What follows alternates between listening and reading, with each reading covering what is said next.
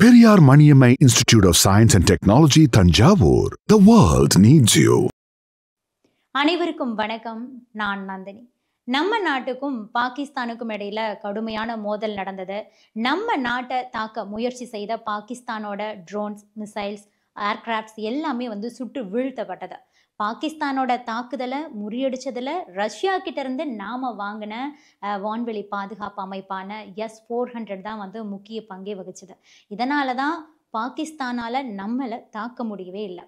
இந்த நிலையில தான் துருக்கி மூலமா ரஷ்யாவோட S-400 டிஃபென்ஸ் சிஸ்டம் பாகிஸ்தானுக்கு போக போகுது அப்படிங்கிற ஒரு தகவல் வெளியாகி இருக்கு. அது நடக்கக்கூடிய பட்சத்துல பாகிஸ்தானை நம்மால ஏவுகணைகள் மூலமா தாக்க முடியாத ஒரு சூழல் வரலாம். இதனால இந்தியா உடனடியா சுதாரிக்கணும்.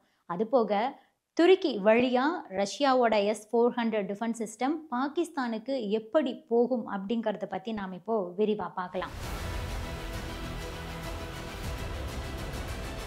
ஆபரேஷன் சிந்தூரின் போது பாகிஸ்தானோட தாக்குதல்ல இருந்து நம்ம நாடு தப்பிக்கிறதுக்கு முக்கிய காரணம்னா S-400 டிஃபென்ஸ் சிஸ்டம் தான்.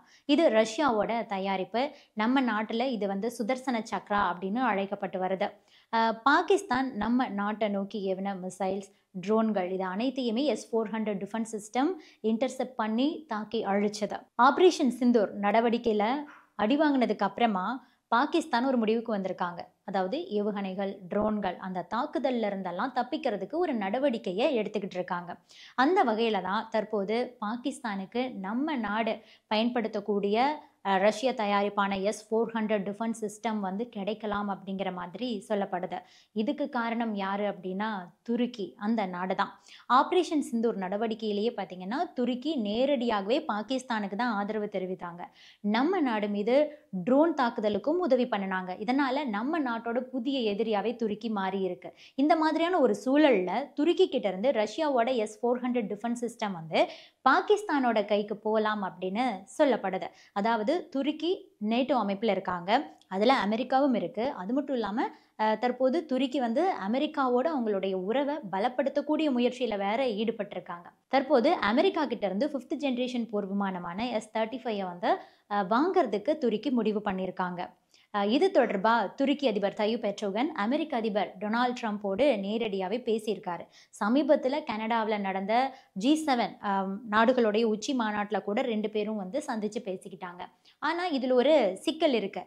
அது என்ன அப்படின்னா, தற்போது அமெரிக்கா கிட்ட இருந்து 5ஆம் தலைமுறை விமானமான F-35 வாங்குறதுக்கு துருக்கி முடிவு பண்ணியிருக்காங்க. இது தொடர்பாக துருக்கி அதிபர் தய்யிப் எர்டோகன் அமெரிக்க அதிபர் டொனால்ட் ட்ரம்போடு ஏற்கனவே பேசியிருக்காரு. சமீபத்தில் கனடாவில் நடந்த G7 நாடுகளோட உச்சி மாநாட்டில் கூட 2 பேரும் சந்திச்சு பேசிக்கிட்டாங்க. ஆனால் ஒரு சிக்கல் இருக்கு. அது என்ன அப்படின்னா, அமெரிக்காவோட பாதுகாப்புத்துறையை நாம் எடுத்துக்கிட்டோம்னா அமெரிக்கா ஒரு நிலைப்பாட்டை எப்பவுமே கடைபிடிக்கிறாங்க. பாதுகாப்புத்துறை சார்ந்த ஆயுதங்களை அமெரிக்கா கிட்ட இருந்து வாங்க விரும்பக்கூடிய நாடுகள் ரஷ்யா கிட்ட இருந்து இராணுவ தளவாடங்களை வாங்கக்கூடாது அப்படிங்கிறது தான் அது முக்கியமான கண்டிஷனே. குறிப்பாக நேட்டோ நாடுகள் இதை கடைபிடிச்சே ஆகணும் அப்படிங்கிறது அமெரிக்காவோட ஒரு நிலைப்பாடு. ஆனால் அதையும் மீறி துருக்கி ரஷ்யா கிட்ட இருந்து S-400 டிஃபென்ஸ் சிஸ்டத்தை வாங்கிறதுக்கான ஒரு டீலை கடந்த 2017ஆம் ஆண்டுல மேற்கொண்டாங்க. மொத்தம் $2.5 பில்லியன் அந்த ஒப்பந்தம் அப்போது முடிக்கப்பட்டது. அதனால கோபமடைந்த அமெரிக்கா துருக்கி மீது சில பொருளாதார தடைகளை விதிக்கவும் செய்தாங்க. இப்போது துருக்கி அமெரிக்காவுடனான உறவை கொஞ்சம் கொஞ்சமா மேம்படுத்த விரும்புறாங்க. அது மட்டும் இல்லாம ஸ்டீல் டோம் அப்படிங்கிற ஒரு புதிய பல அடுக்கு ஏர் டிஃபென்ஸ் சிஸ்டத்தை துருக்கி உருவாக்கிட்டு இருக்கு. இதுல துருக்கியோட பாதுகாப்பு நிறுவனங்கள் செல்சான், ராக்கெட்சன் மற்றும் MKE அந்த பாதுகாப்பு நிறுவனங்கள்லாம் ஈடுபட்டிருக்காங்க. இதனால ரஷ்யாவோட S-400 அமைப்பை விற்கிறதுக்கு துருக்கி தயாராகிட்டு இருக்காங்களாம். அதோட அமெரிக்காவோட F-35 ரக போர் விமானங்களை வாங்குறதுக்கும் கூட ரொம்பவே இன்ட்ரெஸ்ட் காட்டிட்டு இருக்காங்க. இது பத்தி துருக்கியோட முன்னாள் அமைச்சர் என்ன சொல்லியிருக்காரு அப்படின்னா, S-400 விற்பனை பண்றதை பத்தி துருக்கி பரிசீலனை பண்ணிக்கிட்டு இருக்குதுதான். இதனால அதை இந்தியாவுக்கோ அல்லது பாகிஸ்தானுக்கோ கண்டிப்பா விற்கலாம். அதிகபட்சமா பாகிஸ்தானுக்கு கொடுக்கறதுக்கு தான் வாய்ப்பு இருக்கு. இருந்தாலும் இது எல்லாமே யூகம் தான் அப்படின்னு மாதிரி சொல்லியிருக்காரு. இந்த இடத்துல கவனிக்க வேண்டியது, ரஷ்யாவோட S-400 டிஃபென்ஸ் சிஸ்டத்தை இப்போது வரைக்குமே துருக்கியால இன்டகிரேட் பண்ண முடியல. இதனால துருக்கி அவங்க வச்சிட்டு இருக்கக்கூடிய அந்த 2 S-400 ஏர் டிஃபென்ஸ் சிஸ்டத்தை வந்து இன்னுமே அவங்களால செயல்பாட்டுக்கு கொண்டுட்டு வர முடியல. இதனால எப்படியாவது வேற நாட்டுக்கு வித்துடலாங்கிற மாதிரி அவங்க நினைக்கிறாங்க. அவங்க ஏன் பாகிஸ்தானை தேர்ந்தெடுப்பாங்கன்னா, அதன் மூலமா அமெரிக்காவையும் திருப்திப்படுத்தலாம்ங்கிற மாதிரி தான் துருக்கி நினைக்கிறாங்க. இருந்தாலும் கூட நாம ஒரு விஷயத்தை வந்து நம்ம இங்க புரிஞ்சுக்கணும். தொழில்நுட்ப ரீதியா ஒரு நாட்டோட ஆயுதத்தை அந்த நாட்டோட அனுமதி இல்லாம இன்னொரு நாடு வந்து மற்றொரு நாட்டுக்கு வந்து சேல் பண்ண முடியாது. இதனால ரஷ்யாவோட அந்த முன் அனுமதி இல்லாம துருக்கியால அதை வந்து இந்தியாவுக்கோ பாகிஸ்தானுக்கோன்னு சொல்லிட்டு எந்த நாட்டுக்குமே வந்து சேல் பண்ண முடியாது.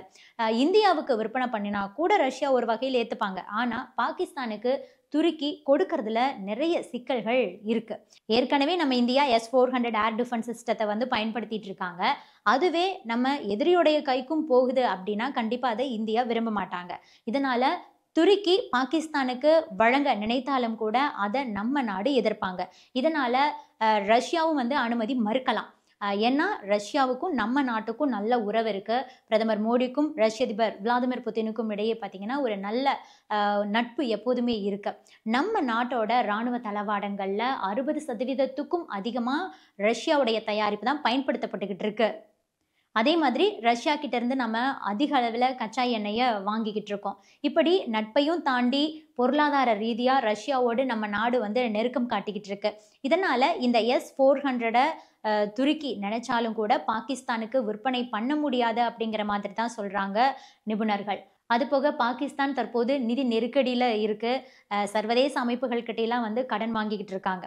இந்த நேரத்தில் போயிட்டு அவங்க கண்டிப்பாக S-400 வான் பாதுகாப்பு அமைப்பை அதுவும் 500 மில்லியன் அமெரிக்க டாலர் கொடுத்து வாங்குவாங்களா அப்படிங்கிறது கேள்விதான். தற்போதைய நிதி நிலைமையில பாகிஸ்தானால அதை பண்ணவே முடியாது.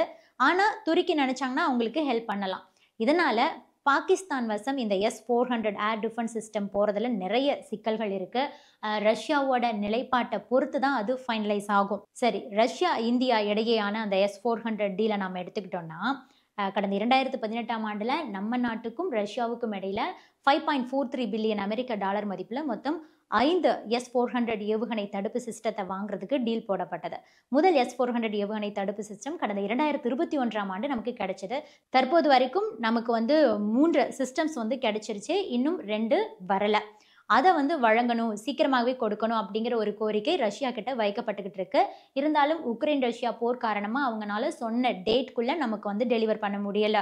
ஆக மீதம் இருக்கக்கூடிய அந்த S-400 ஏவுகணை தடுப்பு அமைப்பை வந்து 2026ஆம் ஆண்டுக்குள்ள இந்தியாவுக்கு கொடுப்பாங்க அப்படின்னு சொல்லிட்டு ரஷ்ய அதிகாரிகள் சொல்லியிருக்காங்க. ஆக இப்படி இருக்கும்போது இந்த இடத்துல ரஷ்யா அனுமதி கொடுத்தால் துருக்கியிடம் இருக்கக்கூடிய அந்த 2 S-400 டிஃபென்ஸ் சிஸ்டம் பார்த்தீங்கன்னா நம்ம இந்தியாவுக்கு கிடைக்கலாம். ஆனால் துருக்கி வந்து இப்போ நமக்கு எதிரியாக நடந்துக்கிட்டு இருக்கிறதுனால அந்த நாட்டுக்கிட்ட இருந்து நம்ம இந்தியா வாங்குவாங்களா அப்படிங்கிறதும் கேள்விதான். இதனால் துருக்கி கிட்ட இருக்கக்கூடிய அந்த ரஷ்யாவோட S-400 ஏர் டிஃபென்ஸ் சிஸ்டம் தொடர்பான விவகாரத்தில் என்ன நடக்க போகுது அப்படிங்கிறத நாம் பொறுத்திருந்து பார்க்கலாம். இது பற்றி நீங்கள் என்ன நினைக்கிறீங்க? உங்களுடைய கருத்துக்களையும் பதிவு பண்ணுங்க. Subscribe to One India and never miss an update.